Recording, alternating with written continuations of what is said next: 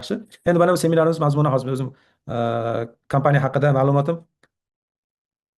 har har bir hajga borishni niyat qilgan odam birinchi o'rinda mablag'ini birinchi sarhisob qiladi. Ya'ni Koreyadan hajga borish qancha summaga tushyapti. Mana bilamizki, boshqa kompaniyalar ham haj o'zlarini paketini emas, nusuk paketlarini ommaga e'lon qiladi, $8,300 dedi.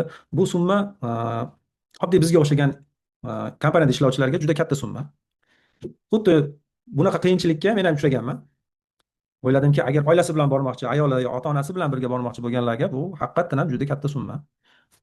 Lekin bir yo'lini qaradik. Alhamdulillah, boshqa yo'nalishlar ham bor ekan. Nusuk orqali, Nusukda boshqa paketlar ham bor ekan. Shu bois, e, bir daqiqa. Shu bois men shu kompaniyaga asos soldimki, Koreyadagi o'zimizni o'zbek diasporadagi mo'min musulmonlar hajga bormoqchi bo'lganlarga qulaylik bo'lish maqsadida.